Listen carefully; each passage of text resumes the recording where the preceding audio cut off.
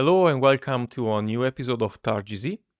Today we talk about a paper titled The Urban Impact of AI, Modeling Feedback Loops in Location-Based Recommender Systems. And our guest is Giovanni Mauro, one of the authors of the paper. Hello, Giovanni. Hello to you, and thank you for the invitation. Yeah, Giovanni, would you like to introduce yourself? Yes. So I am a postdoctoral researcher here at Scuola Normale Superiore in Pisa, where I also collaborate with the Italian National Research Council, and where we are broadly interested with my group into mainly two topics during my research that are broadly the study of human mobility analysis, both daily mobility analysis, so when we change house mobility analysis with all the problems, with a computational social science perspective, let's say. And also now we have this new line that focuses on the impact of AI on social ecosystems. Okay, so yeah, let's jump on the paper, what it is about. Okay, so let me take a step back before the paper just to introduce where the idea of the paper came from. We believe that today we can't treat anymore AI just as a product of our lives, but is an actor itself of social dynamics, right? So there is no more such a thing as an AI that stays there, but is something that is a coevolution process. So we create the AI and the AI reshape us and we reshape the AI in this loop. This dynamics, let's say, we call it coevolution AI. And this is also part of a project of our lab called Caio. This is a new project that we start on May, in which we aim to study this impact. This coevolution is characterized by this feedback loop. What is a feedback loop? Basically, we interact with the AI. The AI will suggest us, in this case, when we say AI, we are more into the recommender system, let's say. So the AI suggests us new thing, new product to buy, or new roads to take, or new point of interest to visit. How will it do that? Basing on our histories and on our similarities, for example, with other users, right? With the high probability, we can accept the suggestion that the AI will give us, and this will form part of our training set again. So the next decision will be based not only on our history, but also on the suggestion that the AI gave us. So we can't model the AI let's say offline, the recommender system, let's say realm offline anymore. We need something that is online. And here is the idea of the paper, right? The city itself is no exception. As Jane Jacobs says once, is an immense laboratory of trials and error, right? It's a social environment that is prototypical, let's say. So what we did is try to model this feedback loop. Why do we need a model and a simulation? Because, ideally you wanted to know platform that provides suggestion, who they provide suggestion to, how, based on which data, and so to perform something like an A/B test, right? So the way we can do it is to simulate it. Why we can? Well, because we know how humans move. They move according to some statistical laws and some statistical models. So this has been part of our research group for a long time now. We developed many models of human mobility analysis, both individual and collective. And the idea here is, okay, let's keep into account in our human mobility analysis models the fact that except for accounting for the distance, accounting for relevance and other things, you should also keep into account that probably there will be an AI that will suggest places to you and likely you will accept. And either if you accept or either if you reject the suggestion, still your history will go on. So here the idea of creating this simulation, right? This agent-based model in which either you move according to classical mobility principle or either you move according to AI suggestion. So that's basically the idea behind the paper. Yeah, so the point is like, since you don't have real data, Yeah. you came up with this kind of simulation to Yes. try to understand Yes. how the AI are influencing the human, so the recommendation system, and how the human, with their choices, are influencing the AI. So this kind of feedback loop, correct? Yes. Let's get technical. I like to call it a semi-simulation, actually, because it is a simulation, but it's grounded in real data. Why? Well, the intuition is if I need to build a recommender system, I need to know data. So what we did was, okay, a main problem of human mobility analysis in general is the lack of data. In fact, has been a sector in which generative AI invaded the field well before ChatGPT, because the need for generating new data that can be privacy preserving but still making some sense, so to study some pattern was kind of a huge problem, right? So what we did, we have open visits to point of interest data. For example, we use a dataset provided by Foursquare. So what we did was basically, okay, let's take up our data until to a certain time t.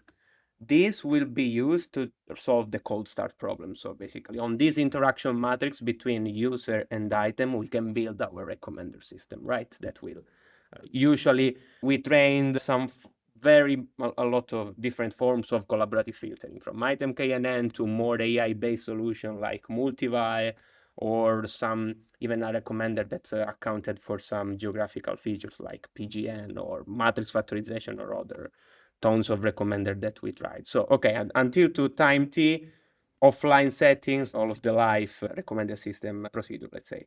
Then the semi-simulation started. So at time t+1, what happens? That we wake up, let's say, users that actually have an activity registered in the dataset at day t+1, and we retain the category of the places that they visited. For example, I see that I visited a restaurant, and instead of making him go to the restaurant in which he went, we assume that, following an hyperparameter of the simulation, there is an adoption rate with some probability he can move according to the EPR model, so go to a restaurant, so to have a baseline, or if the probability is 20%, with probability 20%, he can accept the suggestion given by the recommender system. The recommender system at t+1 is the recommender system of the cold start, right? Then, as the loop unfolds, after 7 days, we retrain the recommender system. So we collect the new data produced by a simulation, either by AI, either by the model. This depends on the acceptance rate parameters. And we put it back into the training set and we retrain the algorithm, so to make the feedback loop simulation goes on. So this is what we did. We tried several different recommender system. We tried the probable acceptance rate from 0 to 100%. And we saw something interesting. So you started with real data, and then you... Yes. According to this feedback loop, could have been following the suggestion or try something new, and so then you trained and so on and so forth. So starting from real data and then retraining according to, let's say, synthetic data coming out from the simulation. Exactly. What we wanted to simulate is the situation in which you write, okay, restaurants near me on Google Maps, for example, right? So what we needed to change, first thing, is that we needed to account for the fact that recommender system could also suggest something that you already visited. This is so because city is huge. So it can't be the case in which you are, I don't know, in London, in a place that you don't even know where you are, and you say, yeah, I went there. This is a cool thing. So this is the simulation we wanted to know. This is if you follow the recommender system. Otherwise, you will move according to EPR, exploration and preferential return model. There is this model that postulates that the more you explore a city, the more you tend to come back to places that you already know, and you explore according to some knowledge of relevance, some knowledge of distance, and other things. So that's basically what we did and what we wanted to simulate. After this simulation, what did you obtain as a result?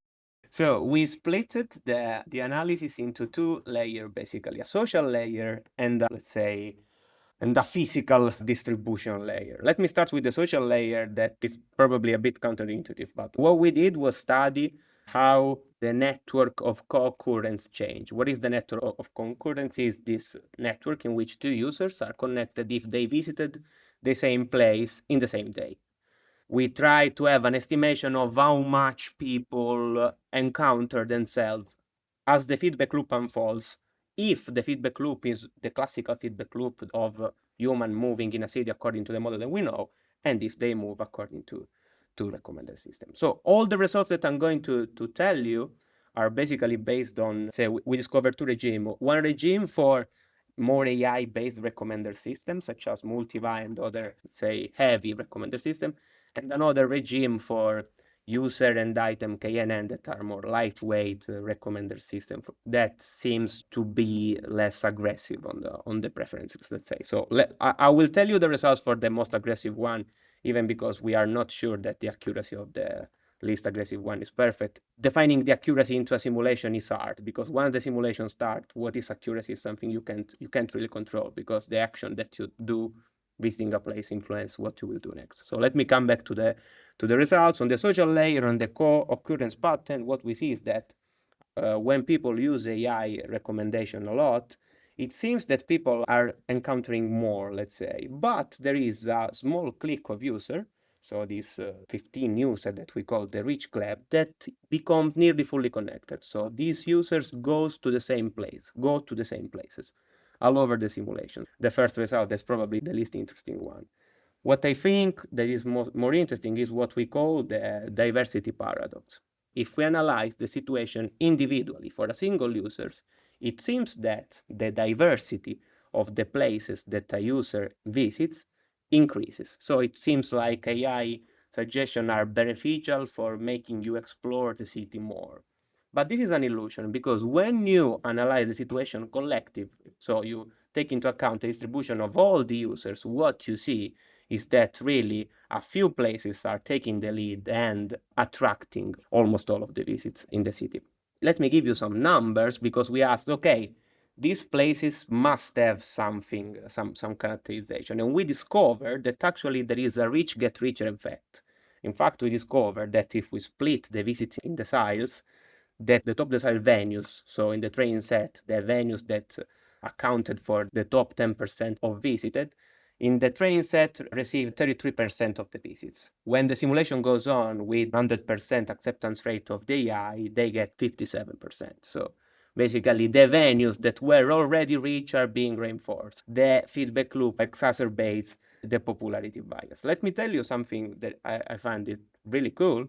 Both in my group, but also other researchers are discovering that these patterns is not limited to the urban environment, but is something that is quite present in the recommender system realm in online retail, for example. In the use of ChatGPT, there is something that probably is more under our sight every day. So what you see is that it seems like we improve our writing skill, but actually we end up writing all the same text. So this is a pattern that is emerging in different ecosystems. So just to summarize for my own understanding, the point is that what you notice that, so if I follow Yeah, the recommendations, yeah, then I will maybe explore more places compared to not following them. yeah, But those places will be the same that other people are exploring. So at the end of the day, those places get more and more people, even though it feels like I'm exploring new places. But the reality is that, I'm exploring, let's say, a subset of other places, and they're always the same. exactly. And this Collectively, also, yeah, of course. So, and this is also true for other stuff that is not, geographical places, but also for clothes or, I don't know, can it be also TV shows? Anything that is driven by a recommender system, more or less. well, in our simulation, we only did, let's say, urban stuff. But what is Yeah, of course. emerging in the research seems like this is kind of common pattern where AI is. I remember, in our lab, we are doing this other simulation on online retail, but also on online retail itself and interaction with LLMs. Several other research are seeing something similar without directly modeling the feedback loop. So with let's say in an offline settings, but our feeling is that the feedback loop can only worsen in it. So if it happens in an offline setting, we have reason to believe that will happen also into a self-reinforcing loop as the feedback loop is. How do you see some follow-up of these results? So are you exploring, as you said, different kind of recommendation system, like not only geographical places, or is there some kind of evolution in the simulation itself or modeling? Yeah, that's a really cool point. So the first question that we asked ourselves when we finalized this work was like, okay, are we able somehow to control this generation or not? As I was mentioning you before, this is not a trivial task, because once the simulation starts, the concept of accuracy lose completely its meaning. So controlling something for which you don't have a ground truth nor a concept of utility that is well defined is not easy. But still, what we are trying to see is that if we are able to provide some suggestion that somehow take into account all the concept of beyond accuracy metrics, so fairness and whatever. The problem with the feedback loop is that what is the suggestion at a step at time t will be the training data at time t plus 1. So even understanding where to do the intervention is not trivial, and this is where we are going now. So understanding how we can somehow intervene here. We are also trying to understand how this is correlated with other urban phenomena, such as segregation or gentrification, for which we proposed an agent-based model some time ago. So we are trying to understand how this, also with the problem of over-tourism, this seems related to the fact that somehow, for a reason or another, a place explodes. I do acknowledge that in that case, there is another even more non-linear dynamics, such as the influencer that say, okay, let's go there. That is even worse probably than a collaborative filtering algorithm. So we are trying to go towards this line, and yes, we are trying to see if we can observe some commonalities also in other ecosystems and find some universalities if they exist, to have a clearer big picture, let's say. Cool, Giovanni. Do you want to add some conclusion about, this research line or what you are looking forward to? I really look forward to all of this work that I mentioned before. Also, what I'd like to do at a certain point will be some form of validation. So something that can involve a field experiment. This is not easy, and what I see as challenging is that we pay a lot of attention on the fact that yes, but companies should open data. But data does not do the trick alone. What we really would need is the sub-administration power. So the possibility of giving an algorithm to a person and giving probably an algorithm that we discover somehow that is more complexity preserving or collective good preserving, and giving another baseline to another person. This is very hard to perform also because cities are not in vitro lab situation in which you can say, okay, you go there and you go there, and also a lot of confounding factor emerge. But I see it is really challenging. And also what is really challenging to me is the opportunity to join my two research, let's say I am a computer scientist by training, but then I did my research mainly in complex systems with a complex system perspective. But still I am a computer scientist, so I like the opportunity to experiment with AI, but with that complexity perspective, that which I really think is something that we really need to do. We need to look at what happens in the complex system, both in a city or in a supermarket or whatever, and not only what happened into the epsilon improvement of an algorithm, let's say. Sounds super interesting. Giovanni, thank you very much. Thank you. For participating in this project and explaining this interesting paper. Thank you. And yeah, thank you for listening. And if you like the content, please hit follow on Spotify, Apple Podcast, Amazon Music, YouTube, whatever platform you're using to listen to the podcast. And if you want to support us, leave a 5-star review. That would be appreciated. And thank you very much. And see you at the next episode of targz.